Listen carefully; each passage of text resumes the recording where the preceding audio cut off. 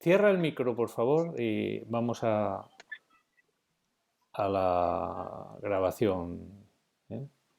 Y a la pantalla completa. Bueno, os comentaba, vuelvo para atrás, os comentaba que voy a hacer una recapitulación de lo que hemos ido viendo a lo largo de la semana uno, de la semana pasada, en relación a la categoría, a las variables gráficas de la categoría del orden. El orden, cuando hablamos de categoría grafonómica del orden, nos referimos a lo que clásicamente se han denominado géneros gráficos, y cada una de las variables que están comprendidas dentro de estos géneros gráficos o categorías grafonómicas son lo que tradicionalmente se han venido denominando especies gráficas, ¿eh? Fue el nombre que les dio Crépy-Jaman a estas escrituras tipo o a estas fenomenologías, ¿no? Estos, eh, vamos a decir, estas tipologías, ¿no?, que aparecen en la escritura. Bien, entonces aquí tenéis, os comentaba también antes que esta presentación os la convertiré a PDF y os la voy a colgar también en la página web para que la podáis utilizar, la descarguéis y la tengáis aquí un poco más ordenado lo que hemos ido viendo quizás de manera más, multimedia, ¿no?, a lo largo de la semana.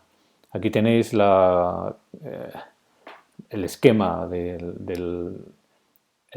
la mirada grafológica que hacemos a través de la perspectiva analítica, que es la perspectiva que alude a la dirección, al orden, a la velocidad, las formas gráficas o el formato, el tamaño o dimensiones, la inclinación de las letras, la presión, la cohesión, continuidad, ¿no?, el movimiento, etcétera. Digamos, aspectos parciales que podemos abstraer a partir de la observación grafológica de la escritura, de la gesticulación grafoescritural, y luego también la valoración holística o sistémica de la escritura, que lo que busca es tener una panorámica de conjunto, digamos, que nos permita tener un reconocimiento de la impronta que presente la escritura.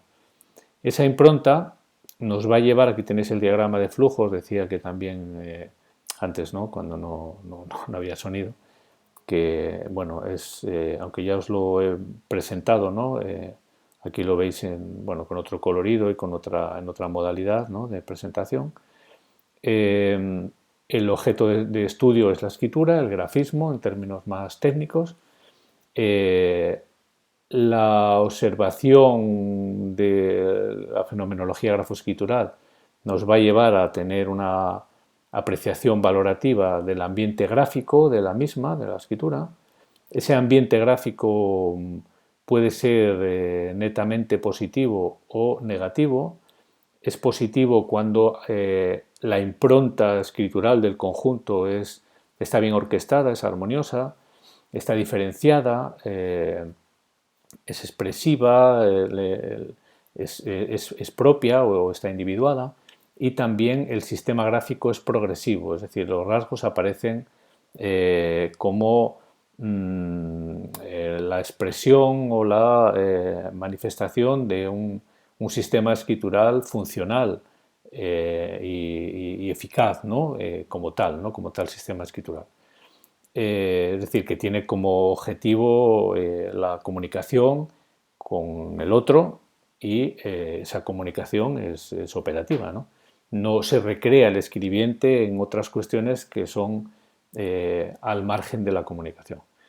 Y el ambiente gráfico negativo consiste en un sistema gráfico regresivo y también tiene que ver con una indiferenciación gráfica y un conjunto mal orquestado, disarmónico, una escritura afectada pues, por distintos aspectos, ¿no?, que tenemos que dilucidar, ¿no?, que en eso consiste nuestro trabajo, en nuestra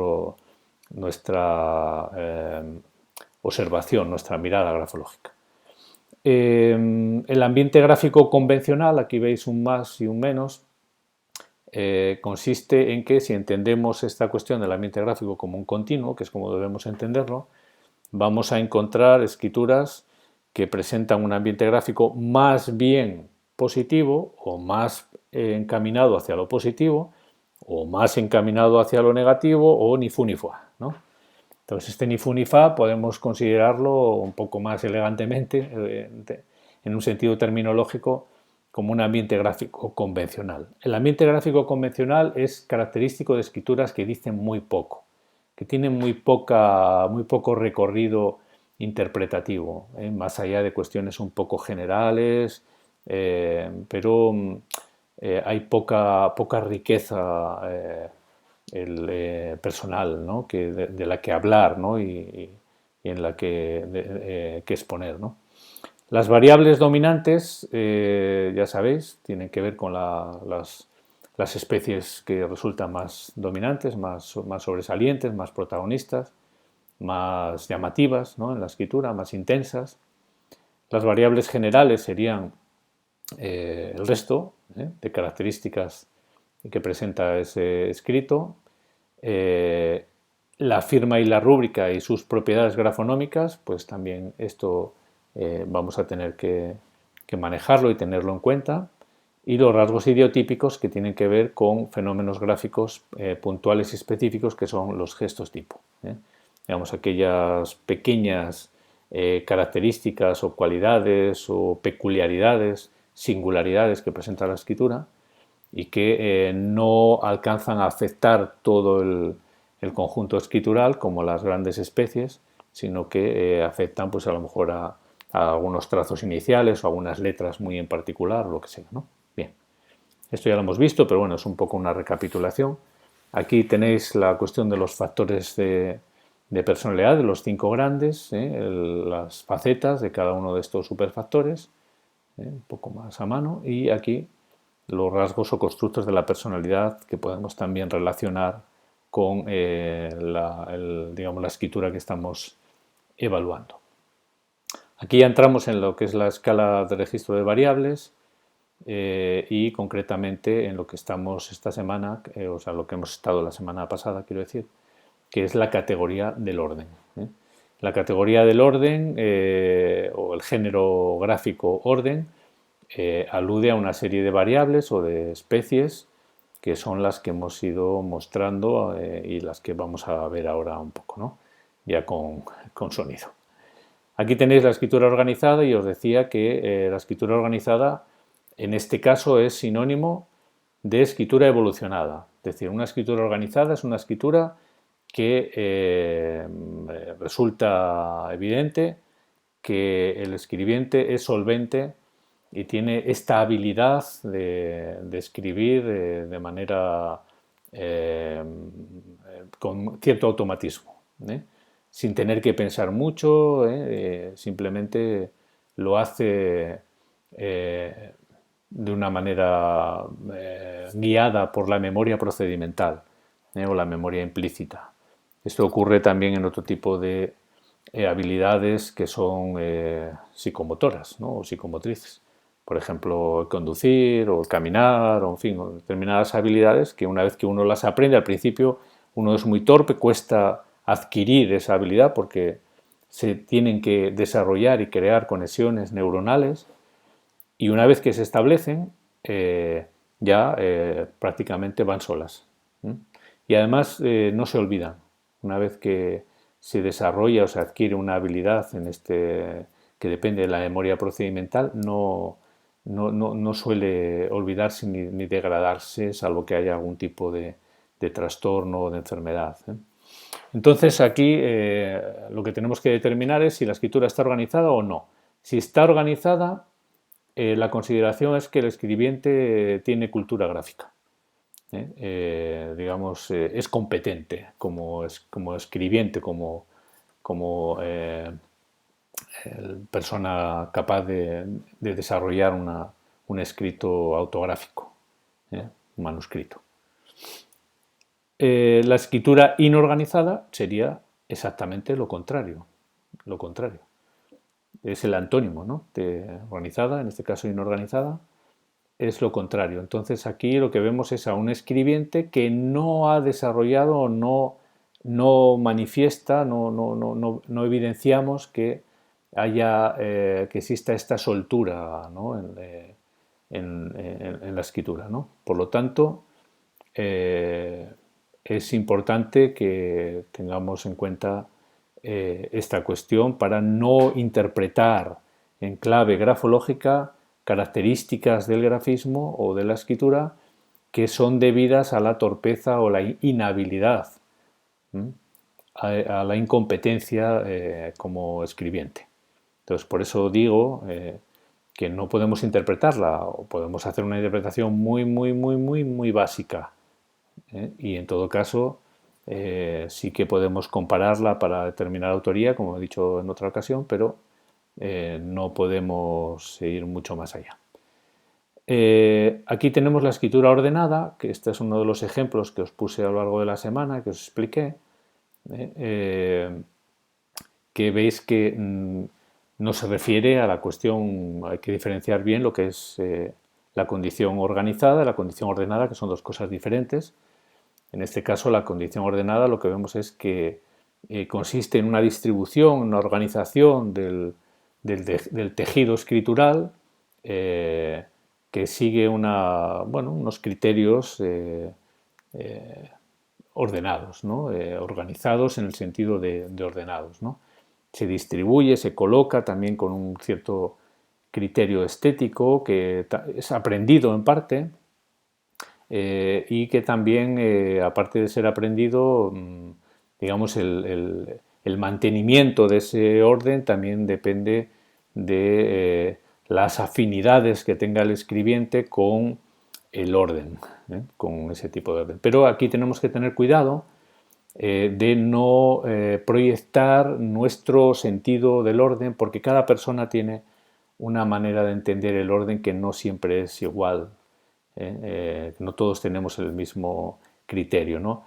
Para quienes hay personas que tienen un sentido del orden muy estricto, muy severo, muy excesivo, quizás, y hay personas que tienen un sentido del orden mucho más flexible o mucho más, en fin, ¿no? Idiosincrásico, por llamarlo de alguna forma. Entonces, aquí lo que tenemos que ver es si el escribiente mantiene una coherencia distributiva, ¿no? Cómo se despliega, vamos a decir así, en el papel, ¿no? Y cómo se coloca, ¿no? Con respecto a los márgenes. Los márgenes tienen que ver con parámetros, por así decir, espaciotemporales, ¿no? De la manera de ver el mundo que tiene el escribiente, ¿no? Digamos, cómo se coloca con respecto al margen derecho, es decir, a los demás, ¿no? Que es lo que hemos estado viendo en lo referente a los márgenes de escritura también en esta categoría, ¿no? Del orden. ¿Qué tipo de margen derecho deja, ¿no? Si uno se distancia mucho del margen derecho, se acerca mucho, etcétera, ¿no? Si lo hace de una manera muy ordenada, ese margen derecho, muy controlada, ¿no? Muy excesiva, o si es un margen un tanto irregular, ¿no? Flexible, etcétera, ¿no? Lo mismo con el margen izquierdo, ¿no? Desde dónde arrancamos a escribir, ¿no? Si lo hacemos nada más que inicia el papel, ¿no? En el sentido izquierda-derecha, o dejamos un cierto recorrido, un cierto espacio para comenzar a caminar hacia el futuro, ¿no? Hacia los demás, ¿no? Hacia los objetivos, las metas, etcétera. Y lo mismo en el margen superior, ¿no? Qué distancia afectiva dejamos, ¿no? Con respecto al escribiente y en general, ¿no? A los demás, ¿no? A las personas, etcétera. Y luego el margen inferior, que era lo que decía el otro día, ¿no? Que a mi manera de entender, pues quizás es el que tiene menor significación grafológica y que depende mucho también de los folios que estemos manejando al escribir, de la cantidad de texto que hayamos empleado para desarrollar nuestra comunicación y por lo tanto, bueno, es un margen que está más condicionado, ¿no? Quizás quienes más lo respetan sean las personas que tienen un sentido de la estética importante. Por ejemplo, diseñadores gráficos o, bueno, personas que tienen un sentido estético quizás un poco desarrollado y muy presente, cuidan probablemente más este margen inferior, dejan más espacio, pero normalmente consumimos todo el espacio posible y dejamos un poco y ya está, ¿no? El del margen inferior. Bueno, aquí tenéis, bueno, ya os comentaba, ¿no? En las videoclases de la semana 1, la cuestión del arte llamático, ¿no? De Josué Silva, que es la persona que escribe esto, que él hacía unos dibujos que denominaba arte llamático porque decía que llamaban la atención, ¿eh? Y fantaseaba con ello y tal. Bueno, una persona de unos 26, 27, 28 años, ingresado en un sanatorio, digamos, para personas con cierto subdesarrollo, con ciertos trastornos, ciertas patologías ya un poco severas, ¿no? En cuanto a lo mental. Y bueno, pues aquí lo que hay es un desarrollo intelectual insuficiente. Aquí tenéis, por ejemplo, otra escritura que podemos considerar claramente inorganizada. Fijaros aquí el tremendo espacio que deja en la zona superior, ¿eh? Enorme, la distancia afectiva, ¿no? El contacto real, ¿no? De mí hacia ti, ¿no? Excesivo. Y lo que es la escritura en sí, pues lo mismo, ¿no? Esto es un adulto, no es ningún niño, ¿eh? Entonces, fijaros también, ¿no? Que el escribiente no está más organizada que la que hemos visto de Josué Silva, pero sigue siendo una escritura poco desarrollada, y desde luego lo que son las líneas de escritura carecen de estabilidad, de firmeza, de consistencia, es una escritura sinuosa, sinuosa, pero esta es una condición, una escritura tipo, la condición sinuosa, que tiene que ver con el género gráfico, dirección u orientación de las líneas, que veremos también en otro momento. Bien, aquí tenéis otro ejemplo que también os puse a lo largo de la semana, otra escritura inorganizada, inorganizada. Es una escritura inorganizada por lo mismo, porque el escribiente bueno, en este caso es un chico de 11, 12 años y tiene una escritura muy torpe, incluso para esa edad. Hay mucha torpeza, los trazos son muy, muy inseguros, carecen de firmeza, las líneas muy irregulares, etcétera. Ya veis que...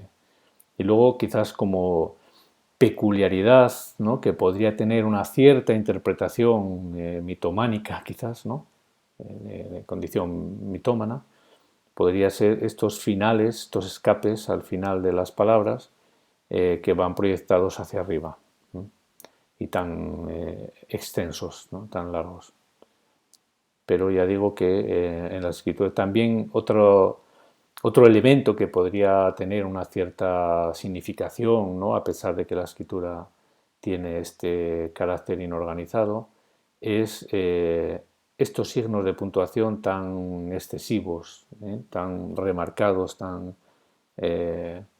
digamos, ese recreo, ¿no? Que hace el escribiente remarcando el punto y tal. Veis aquí también, ¿no? Por ejemplo, ¿no? En este otro. Eso, bueno, mirad aquí, por ejemplo, también. Ya veis que una de las cuestiones que veíamos en los 15 principios de Crépy y Llamán es que aquellos rasgos que tienen importancia hay que tener en consideración si se repiten. Vemos que aquí no es que haga un signo de puntuación así en determinada palabra, sino que vemos que es algo sistemático, ¿no? Que se repite, que incluso aquí también lo hace en el punto y seguido o en el punto y aparte, no sé. Entonces, eso quizás sí podemos darle quizás una cierta orientación interpretativa, considerarlo como un rasgo o un signo de una tendencia al pensamiento obsesivo, circular, etcétera, ¿no? Bueno, aquí tenéis una escritura espaciada, un ejemplo de una escritura espaciada. Decíamos en las explicaciones que hemos visto durante la semana que las escrituras espaciadas son aquellas en las que la distancia que hay entre las palabras es superior a el tamaño, a lo ancho de una M de esa escritura.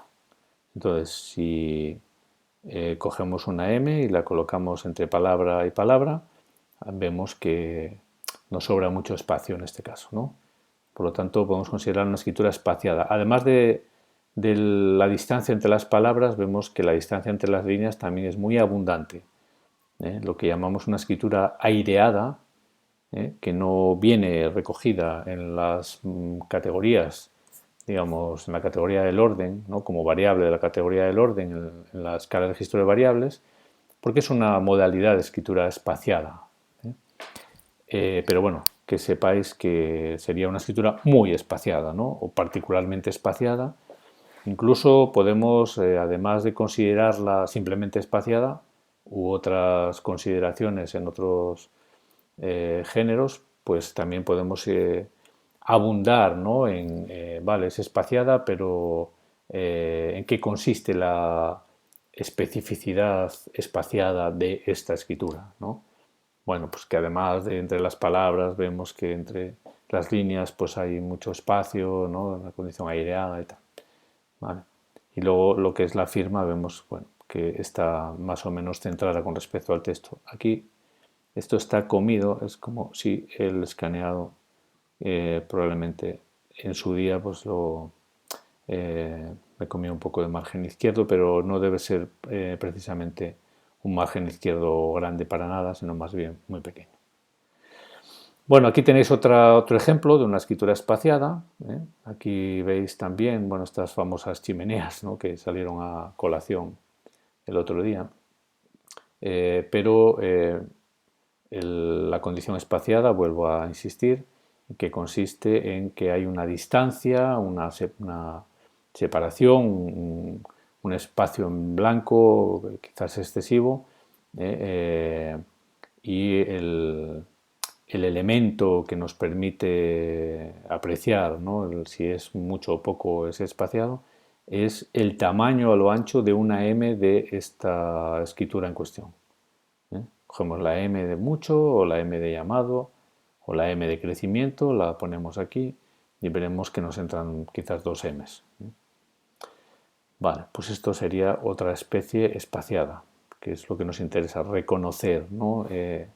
Las variables, reconocerlas saber verlas, ¿no? En las muestras reales.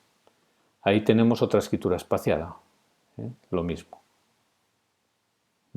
Quizás es un poco menos espaciada, aunque aquí hay un espaciamiento irregular, a veces es muy y otras veces es menos, pero es espaciada también. El espaciamiento, cuando es excesivo y sobre todo si es un tanto irregular, tiene también algo de carencia de cohesión, ¿no? Es como si faltase ahí o como si hubiese una cohesión insuficiente. En este caso también vemos que el margen izquierdo es creciente y un poco irregular. Margen izquierdo creciente y un poco irregular. El margen derecho es al contrario, es decreciente, perdón, es también creciente, es también creciente y bueno, pues vemos que progresivamente aquí también hay, ¿no? Una contención con respecto a este abismo existencial, ¿no? Que es el margen derecho, una contención una precaución, un distanciamiento que habría que valorar a qué puede ser debido, quizás una cierta inseguridad, un cierto temor, etcétera, ¿no? Ahí tenéis una escritura desproporcionada, que será otra de las variables del orden, desproporcionada. Además, es una de las escrituras también que os mostré como ejemplo en las videoclases de la semana. Veis que el trazo inicial es muy amplio y quizás muy excesivo. Jambas con mucho bucle y ampas también. La firma, ¿no? La ocupación que hace el espacio superior. En fin, es todo un poco desmesurado, ¿no? Las desproporciones en la escritura tienen que ver, como he dicho, con aspectos de la subjetividad de los complejos personales, ¿no? De nuestra personalidad, a veces inconscientes o muchas veces, o la mayor parte de las veces inconscientes, y que sesgan nuestra visión, nuestra interpretación de la realidad, nuestras opiniones, nuestras actuaciones, las sesgan, ¿no? Distorsionan de alguna manera nuestra manera de ver el mundo. Entonces, cuanto más desproporcionada es un aspecto, un elemento de la escritura, más podemos inferir quizás esta posibilidad de que la persona no es muy objetiva, ¿no? O se va a comportar de una manera poco ecuánime, eh, eh, poco objetiva, ¿no? Aquí tenéis otra escritura desproporcionada. Ya veis que las jambas también la mayúscula inicial pues se las trae, ¿no?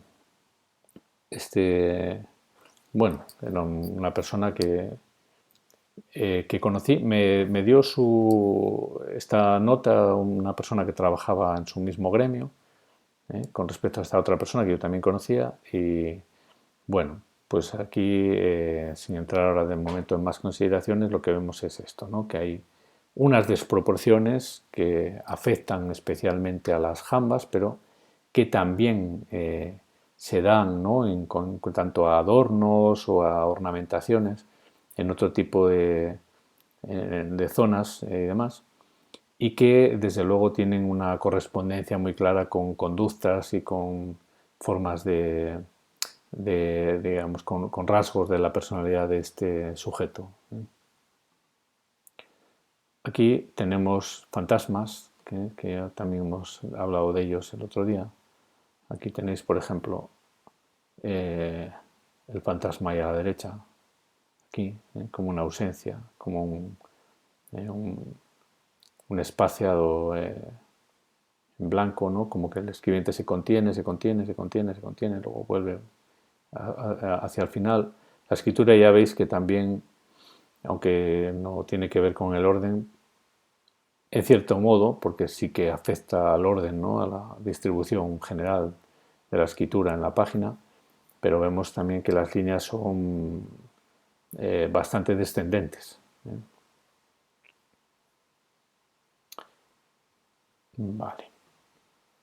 Esta sería una escritura también con, bueno, un cierto fantasma que yo creo que quizás es un poco discutible que sea un fantasma, ¿no? Creo que os lo comentaba debido en la videoclase, debido a que aquí hay un punto que si esta línea no terminase aquí y terminase aquí, se acabó el fantasma. Entonces, bueno, vamos a corregirnos y a considerar que eso no es un fantasma. Este sí, este es un fantasma bastante evidente, este que está aquí. Ahí tenéis más fantasmas. En este caso, fijaros que toda la caja de escritura está desplazada hacia la izquierda y que toda la parte derecha el escribiente no llega, no se desenvuelve tranquilo, ¿no? En esa zona, ¿no?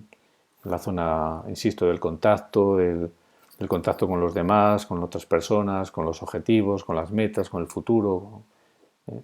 etcétera, etcétera. También es con uno mismo, ¿no? O sea, digamos, con las proyecciones a futuro de la propia personalidad inconsciente. Dice Jung que lo inconsciente siempre está preñado de futuro, ¿no? Siempre de alguna manera se proyecta hacia, hacia adelante, ¿no? Bueno, esto es una tontería mía, ¿no? De fantasmas, ¿no?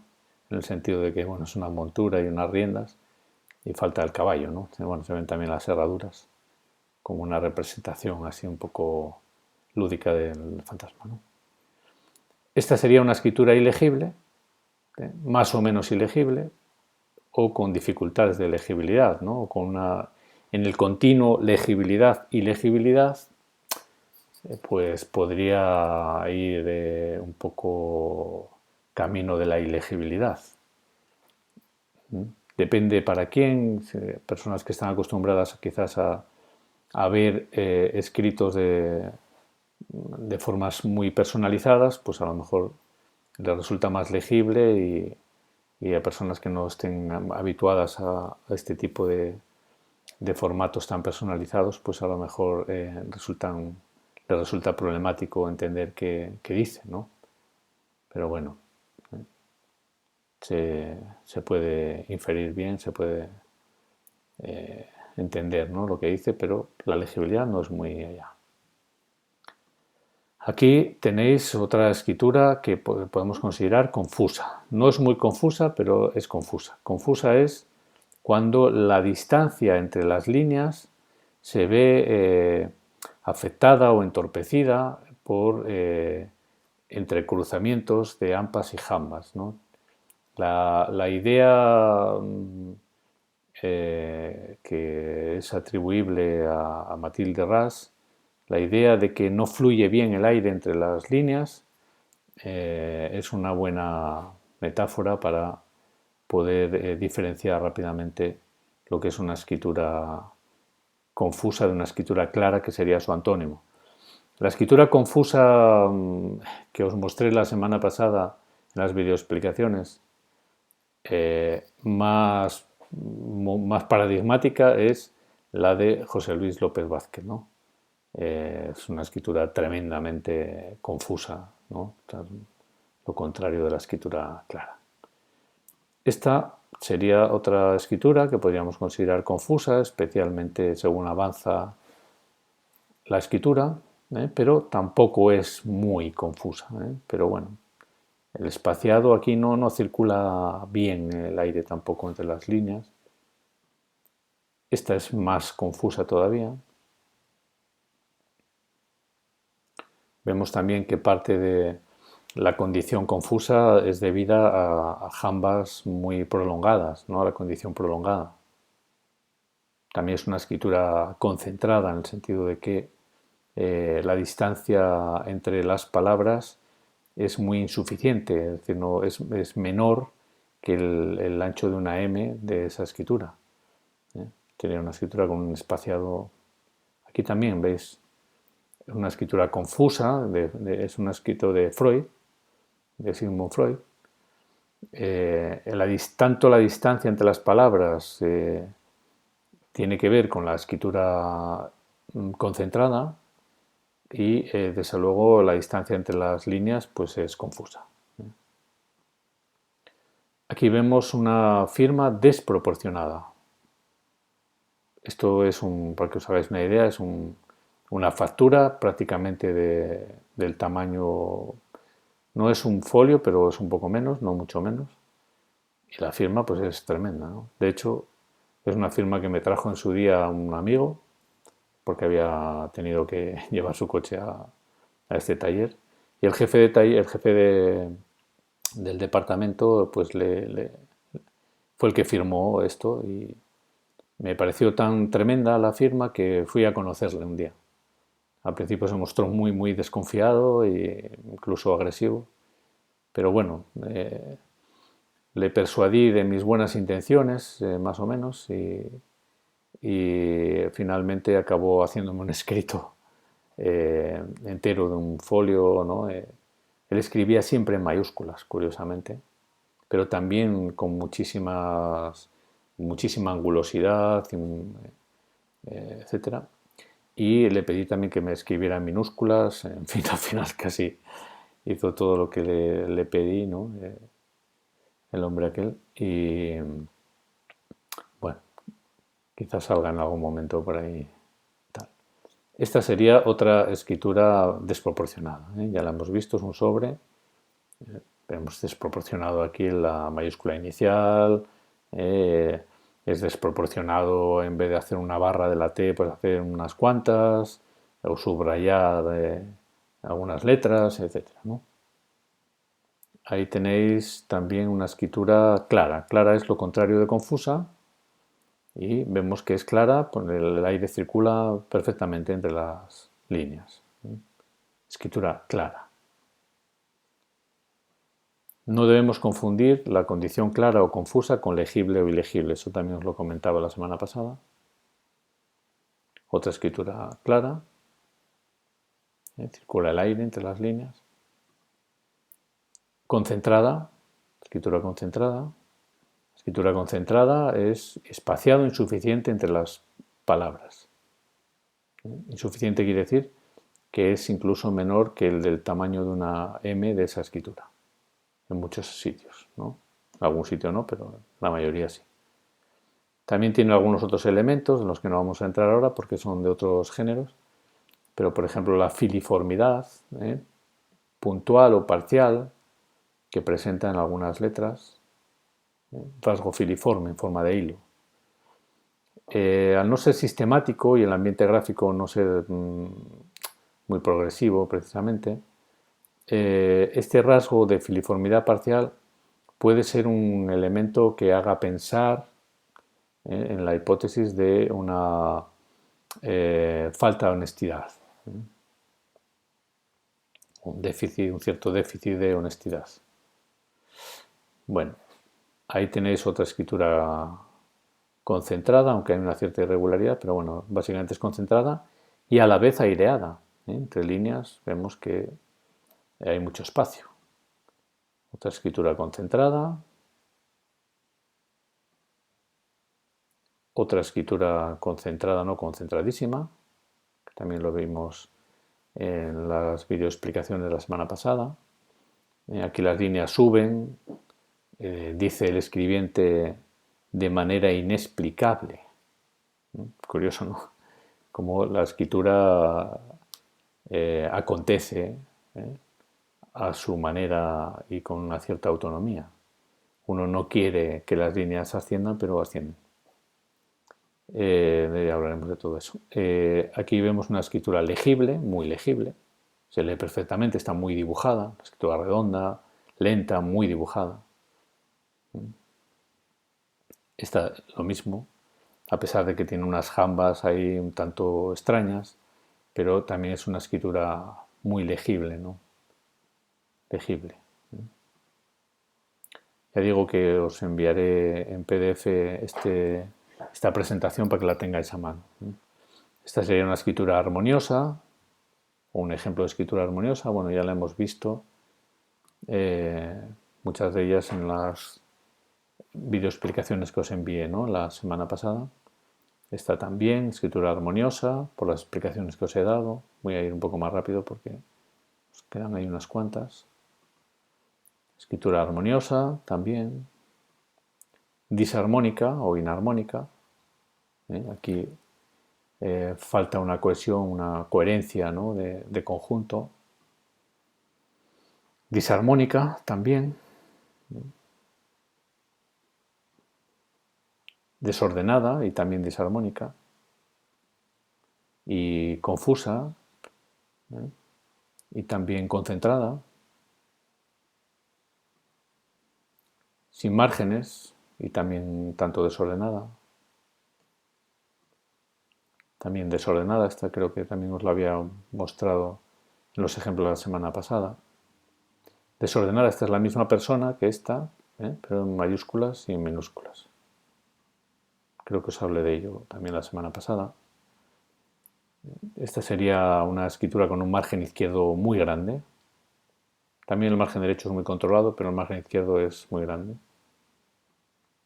margen izquierdo grande, sin márgenes, bueno, solamente el margen superior tiene presencia, ¿no? Margen izquierdo irregular y sin márgenes también. Margen izquierdo irregular, en este caso es decreciente e irregular. Margen superior muy grande. Margen superior también muy grande. Sin margen superior. El margen izquierdo es muy pequeño. El derecho también es muy pequeño, pero sobre todo lo que es más destacado o lo que quizás tiene más significación, ¿no?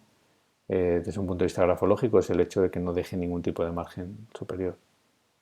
Margen izquierdo muy pequeño, ya lo hemos visto, ¿no?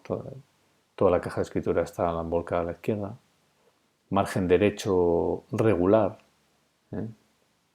No es regular del todo, pero bueno, parece como que tiende a querer controlarlo, ¿no? Aquí también, margen derecho regular. Lo que más significación tiene en el margen derecho es precisamente la regularidad, porque lo normal, ¿no? o lo modélico, en principio lo esperado, es que el margen izquierdo o lo permitido es que el margen derecho sea un tanto irregular. Cuando aparece muy controlado, entonces ahí vemos un elemento digamos, preferencial, ¿no? Algún tipo de expresión de la personalidad, ¿no? De algún motivo, ¿no? Hay para que haya esa necesidad, ¿no? De ejercer el control sobre el margen derecho. Esta es de un superior de los jesuitas, ¿no? Está firmado en Roma, en el 74, es Pedro Arrupe, ¿no? Un superior de los jesuitas. Margen derecho regular. Aquí margen superior pequeño, pero el margen derecho también es bastante notable, aquí con fantasma, aunque son pocas líneas de escritura. Margen superior pequeño. Y aquí vemos dos escrituras de una persona que es la misma, y que afirma que tiene dos tipos de escritura. Aunque la escritura de cada, digamos, desde el punto de vista formal, de inclinación, de velocidad, cambia en cierta manera, para que la veáis, dice, el texto es el mismo, el contenido, echarle un vistazo, aunque cambia, fijaros que la estructura, digamos, de los párrafos, ¿no? El orden, ¿no? La espacialidad, la distribución que le da a la escritura es prácticamente la misma. Esto es un dato interesante a tener en cuenta. Bueno, pues ahí está el tema de la presentación, que os la facilitaré en la página web para que la tengáis ahí a mano y tal. ¿Qué tal? ¿Qué me contáis? ¿Te ha escuchado bien? ¿Lo habéis visto bien? ¿Os ha gustado? Ya digo que la mayoría de ellas las hemos visto en las exposiciones de la semana. Pero bueno, ahora si queréis comentarme alguna cosa, podemos tener como 10 minutos más, una cosa así, si os parece. Hala, Hola, comentarme. Manuel, Sí, ¿puedo hablar? sí. Sí. ¿Qué pensáis acerca del análisis transaccional? Porque he estudiado un poco algunos libros que hacen una conexión, pero para mí no hace sentido, no sé. Traté de tener más tiempo para investigarlo, pero no es tan relevante. Quería saber su opinión. Mm, nunca me ha atraído suficientemente el análisis transaccional, aparte de que, bueno, pues pueda tener cierto interés. Entiendo que te refieres a la relación del análisis transaccional con la grafología, digamos, ¿no? Como una eh, valoración de las escrituras en función de los constructos que se manejan en el análisis transaccional, ¿no? Aunque he tenido colegas que se han dedicado a ello, ¿no? Nunca me ha atraído suficientemente, no es terminología y no es un aparato conceptual, ¿no? que me haya atraído suficientemente. Entonces eh, no me parece... además es demasiado específico, ¿no? Quizás, ¿no? Demasiado, entre comillas, demasiado marginal, ¿no? Para utilizar, ¿no? O sea, nosotros no podemos ofrecer una valoración grafológica o un informe grafológico en términos del pequeño profesor o el niño, el no sé qué y tal, porque no nos va a entender la gente, ¿no? Sí, sí. Sin embargo, si hablamos de que una persona presenta una escritura característica de una tendencia al gregarismo o a ser extravertido o activo y tal, eso lo entiende casi todo el mundo, ¿no? Sí, Entonces, gracias. yo creo que cuanto menos críptico y cuanto menos especializado sea el lenguaje, es mejor, ¿no? O sea, lo cual no quiere decir que haya que vulgarizar demasiado, ¿no? El lenguaje, pero sí hacerlo más comprensible, ¿no? Perdón. Lo que ha pasado conmigo es que me tomo mucho tiempo y también me pierdo porque empiezas a mirar para un espacio chiquito, pero la persona no es una cosa, sino muchas cositas no se puede delinear tan Sí. precisamente. Entonces, yo le he dejado no estoy usando más, pero estaba tratando de intentar hacer una investigación de otras cosas que trabajo en Brasil con la respiración consciente también, pero para mí no está haciendo más sentido y es esto lo que quería oírte Sí. su opinión. Muchas gracias. Yo te animaría a, si tú no lo ves claro, descarta, ¿no? O sea, no pierdas el tiempo, ¿no? No pierdas, Sí, no vale la pena perder el tiempo. gracias.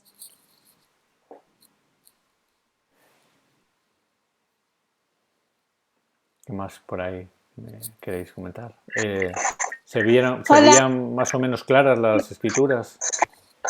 sí, quedó pendiente una pregunta sobre grafoterapia. Ah, sí, muy bien. Es verdad, Gracias. es verdad. Sí, Bueno, gracias.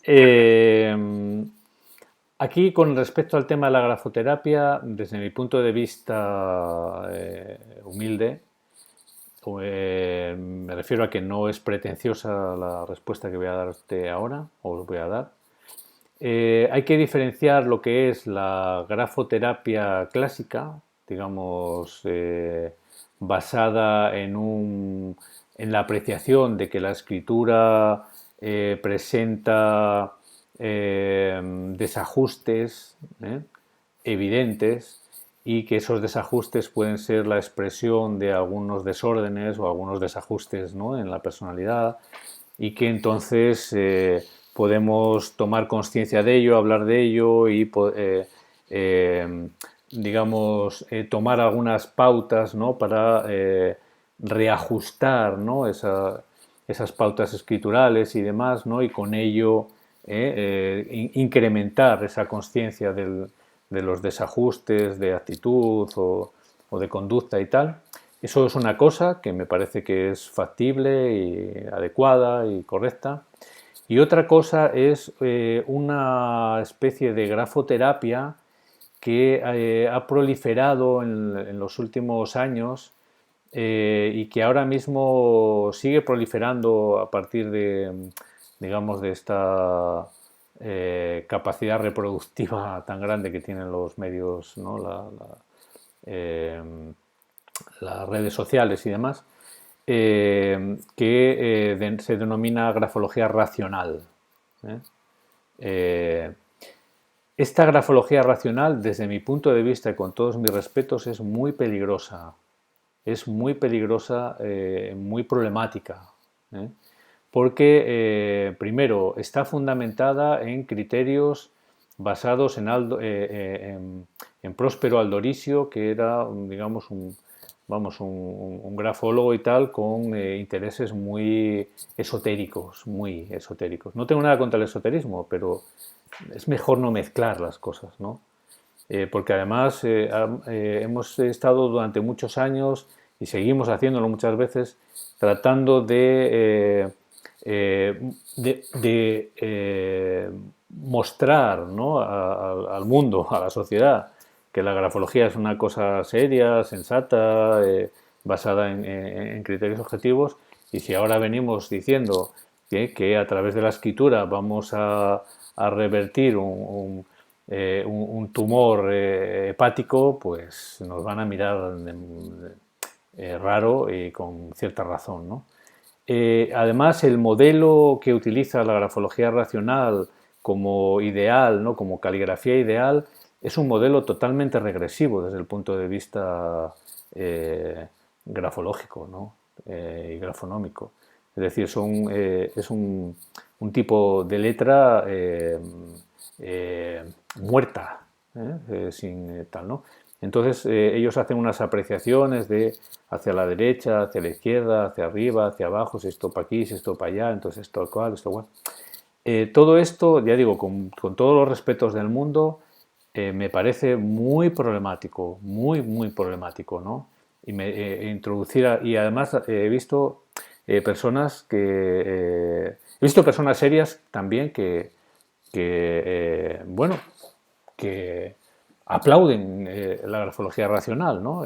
Pero he visto personas que hacen un uso de esto y unas consideraciones muy indebidas. En su día, yo elaboré, por instancias de los programas universitarios que se impartían en Barcelona, la Universidad Autónoma de Barcelona, desarrollé un manifiesto un poco en contra en el sentido de cuidado con la grafología racional y este tipo de maneras de entender la grafología, que se hizo público. Yo lo tengo por ahí, os lo puedo facilitar si queréis y tal, ¿no? Pero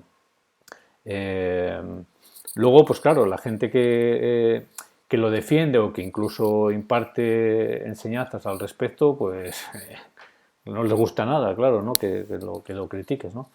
Entonces, para aclarar el tema, o sea, para ser un poco más conciso con la pregunta, grafoterapia sí, en el sentido, o sea, puede ser interesante en el sentido de que a través de la escritura se puede visualizar algún tipo de desorden y esto puede ayudar a clarificar, a tomar conciencia de esas problemáticas y en un momento dado ayudar a esa persona con ejercicios de reescritura y demás, ¿no?, de manera que esto le ayude también vamos a decir, a recuperar el cierto orden, ¿no?, psicológico. Pero otras formas de grafoterapia que pretendan revertir enfermedades o transformar la personalidad cambiando el modo de escribir, esto desde mi punto de vista es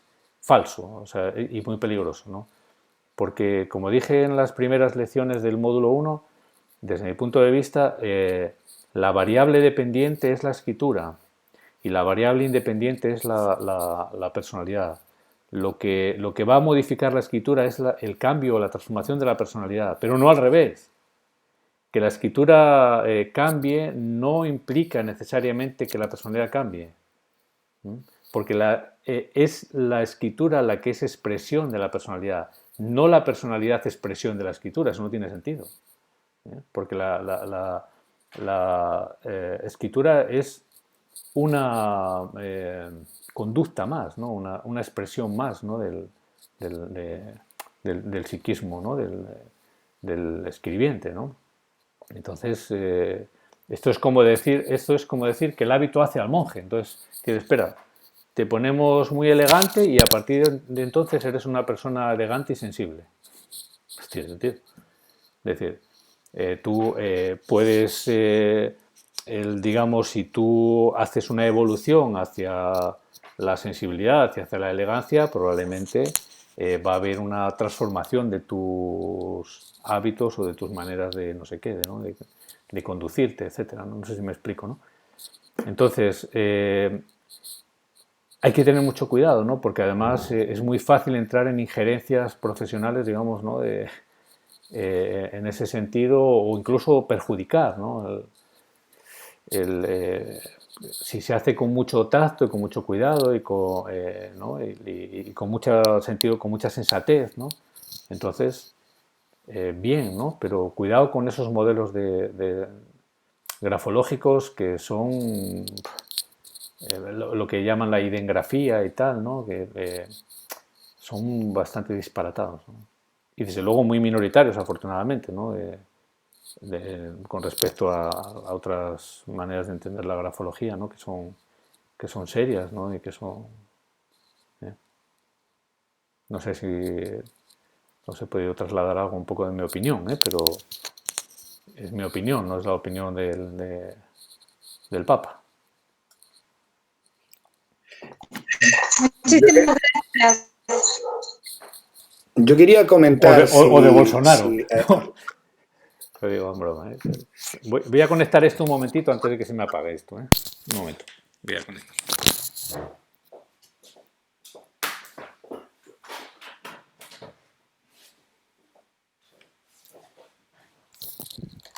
Sí, Nacho, adelante. Creo que ibas a comentar algo. Yo quería comentar al respecto, no desde el punto de vista ni de la grafología ni del análisis de la personalidad, pero sí desde el análisis de la conducta y de la emoción, cómo hay veces que creo que de la misma forma que la expresión de una emoción, la emoción condiciona una expresión y la expresión sí que puede condicionar o activar una emoción. Caso, pues, pues cuando expreso alegría puedo terminar condicionando mi estado de ánimo de alegría. Sí que a través de la escritura, como herramienta, como instrumento, se puede articular formas para intentar mejorar estados de ánimo, nunca de personalidad. Por ejemplo, una práctica que a mí me gusta mucho hacer en mis clases, en determinados grupos y cosas muy concretas, es escribir cartas. Escribir cartas a través de enseñar o facilitar que la gente, el alumno pueda escribir una carta, pueda activar una emoción, no más, pero nunca modificar un rasgo de personalidad, ¿no? Es decir, puede activar una emoción, por ejemplo, pues una carta de agradecimiento, y es una de las cosas que más me gusta hacer, ¿no? Incentivar a que la gente escriba cartas de agradecimiento. Y ellos, esto genera, pues generalmente una activación de determinadas emociones que facilitan y afloran, pues, pues permiten que afloren ciertas presiones internas y demás, ¿no? La gente suele terminar llorando cuando escribe la carta al maestro, no sé, no sé igual. Sí que considero que la escritura puede ser, desde mi ignorancia, pero puede ser un vehículo, una vía para una expresión o aflorar una emoción. Si esto fuera una terapia, sí que lo puedo valorar como terapia o lo entiendo como terapia, pero de ahí, evidentemente, a cambiar o modificar conductas que tienen que ver con rasgos de personalidad, con patologías, incluso con enfermedades, esto es otra Claro. guerra completamente distinta, ¿no? Claro, tú ten en Lo veo cuenta como que... pintar, como puede ser pintar, es decir, hacer una caligrafía. Otra cosa que es muy divertida es intentar pintar con pinceles, con tinta, hacer dibujos. Es como pintar, algo parecido, ¿no? Es una forma de liberar una, pues emoción o activar una emoción. Pero de ahí, yo el otro lo veo como muy, hasta disparatado. Eso es, ¿no? Es que tener en cuenta que, por ejemplo, en algunas formas de grafoterapia, lo que plantea es que si yo, por ejemplo, por así decirlo, ¿no? La F, en vez de trazarla así, la trazo así, esto me va a revertir un componente, digamos, importante de personalidad o algún tipo de desajuste o de patología, ¿no? ¿Sabes? O meter a una persona con un trastorno esquizofrénico o esquizoide y tal, ¿no? Plantearle expectativas a partir de una grafoterapia basada en modificación de rasgos de letras, ¿no? Y además dentro de un modelo de escritura, como digo, ¿no? Ya podéis verlo por ahí, buscar grafología racional y mirar el modelo caligráfico de la escritura, que propone, digamos, como ideal, ¿no? La grafología racional, ¿no? Es un modelo regresivo completamente. Pero ya digo que eso daría hasta para un simposio, ¿no? Digamos, ¿no? Una conferencia internacional sobre esa cuestión, si no fuera porque eso es dar combustible a algo que, a ver, que es muy, ¿sabes? No sé. Es como si, yo qué sé, como alternativa a la cirugía mayor, ¿no? Para casos en los que es cuestión de vida o muerte hacer un bypass, pues entonces, yo qué sé, pues proponemos un pase de manos alrededor de la arteria aorta, ¿no? Bueno, pues puede ir bien y tal, pero a ver, ahí lo que hace falta es abrir rápidamente, hacer el bypass y tal, porque ese tío se te muere. A lo mejor exagerado el ejemplo, pero para que me entendáis. Yo Manuel, creo además, perdón, solamente una cosina, creo además que cualquier cosa puede ser una terapia, realmente, ¿no? O sea que se puede utilizar cualquier fórmula con un efecto, digamos, con un alcance psicoterapéutico, ¿no? No sé, ¿no? La cuestión es la actitud, ¿no? Es decir, si yo acuerdo con alguien, ¿no? Doto de sentido a que la persona todas las mañanas a las 4 de la mañana baje a determinado árbol que hay en determinada colina de la ciudad y se abrace al árbol y vuelva, y eso puede transformar su vida completamente. Pero no es el hecho de abrazar ese árbol, no es que el árbol tenga una propiedad particular o que yo sea el terapeuta número uno del universo, ¿no? ¿Entiendes? Sino el hecho de que la persona encuentra un sentido en esa conducta y, digamos, es capaz, ¿no? de comprometerse con ella y de despertar a algún tipo de realidad mediado por ese acto, ¿no? Por ejemplo, ¿no? Entonces puede cambiar completamente su vida. Entonces, lo mismo me da que vaya a las 4 de la mañana a abrazar el árbol, como que, no sé, pues rellene cuadernos con otra, esforzándose por modificar su caligrafía o pegar saltitos por la escalera como si fuera un pato al bajar a la calle, ¿no? Cualquier cosa, ¿no? Que implique que conlleve un sentido, ¿no? Y una conciencia, ¿no? O sea, un despertar, ¿no? Una iluminación, ¿no? de uno mismo, ¿no?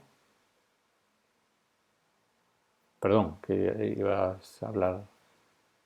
Adri, creo que sí, ibas a comentar algo. sí.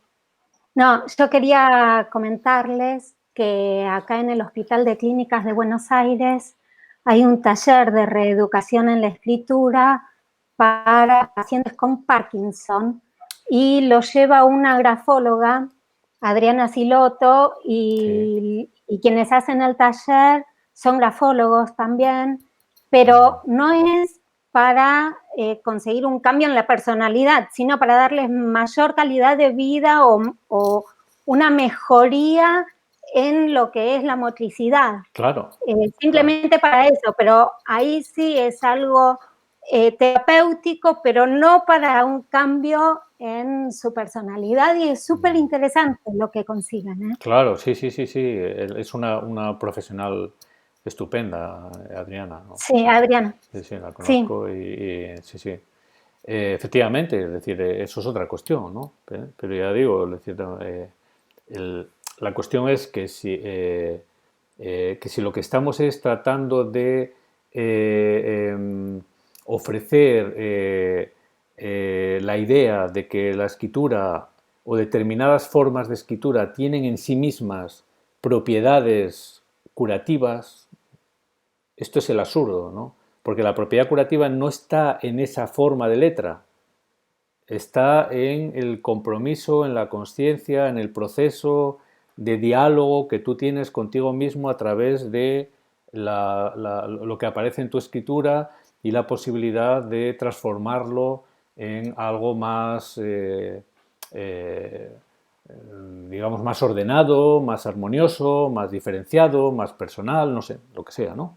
¿Sabes? Ahora, es una cosa ardua, todas las psicoterapias son arduas, pero es una cosa ardua, ¿no? Pero, insisto, sin llevarlo a que el hecho de hacer un trazo hacia acá en vez de hacia acá, eso es lo que tiene la propiedad de transformarte y de curarte. Eso es una idea nociva desde mi punto de vista y peligrosa. Y falsa. O por falsa.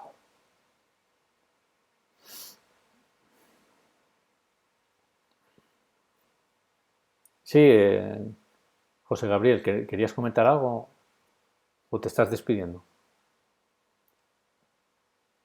Guirao, se le va la cámara. No, perdonad, pero tengo que apagar la cámara. Sí, tengo que apagarla porque es que si no la conexión es tan inestable que no me entero absolutamente de nada. Vale. Totalmente de acuerdo en la línea en la que estabais hablando, tanto tú como Nacho y como Adri. En sí, bajo mi punto de vista, se le está haciendo un flaco favor a la grafología tratando temas y moviéndonos en esos terrenos tan movedizos. Bajo mi parecer, lo que es en sí la escritura en sí puede ser una terapia. Escribir descarga, suelta emociones, libera tensiones, puede haber de todo en este mundo, pero a mí personalmente eso me lleva a un campo de una tranquilidad bastante mayor. Incluso con los chavales con los que trabajo en ocasiones les digo, igual que Nacho, escribe una carta, escribe algo, un cuento, trata de soltar toda esa energía negativa que tienes encima para por lo menos liberarte de ella.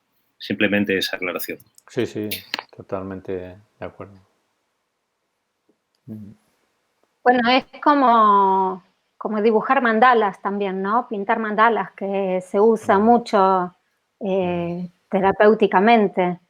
Es por la descarga, Sí. justamente. También tiene relación con la grafología por esta descarga en el trazo, ¿no? Pero no Yo también va añadiría también que en el caso de los mandalas sería interesante, bueno, también es interesante el pintarlos o redibujarlos, lo que sea, pero el concebirlos, digamos, ¿no? El inventarlos, por así decir, ¿no? Digamos, el crear el mandala, ¿no? En un momento dado. Digamos, el dejar que tu mente, por así decir, conciba un mandala. Esa estructura, digamos, autorregulativa, ¿no? Que es el mandala, ¿no? Como algo concebido por tu propio psiquismo inconsciente, ¿no? Esto es a lo que Jung le daba mucha importancia y que él veía en sus pacientes, ¿no? En gente que no tenía ninguna idea de lo que era un mandala y tal, veía dibujos, ¿no? La gente dibujaba espontáneamente mandalas o estructuras que podían ser entendidas como mandalas, ¿no? Y él consideraba que eran, digamos, que es un patrón formal, ¿no? Arquetípico, que la psique inconsciente en un nivel profundo, en un nivel colectivo, de la que se vale la psique inconsciente para poder sujetar una tendencia, por ejemplo, a la escisión por ejemplo, a estados disociativos, ¿no? Es como una manera de mantener la cohesión, ¿no? La unidad, ¿no? Mantener a la persona con un mínimo de centramiento, ¿no? Tiene un efecto terapéutico en ese sentido, de centramiento, ¿no? De contención. Esto lo vemos en el arte también, por ejemplo, en una iglesia, ¿no? Estos ventanales, ¿no? En muchas formas, ¿no? Que tienen esta tal. Hay formas que más bien parece que tienen el efecto contrario, ¿no? Que perturban, ¿no? La tranquilidad, ¿no? El orden.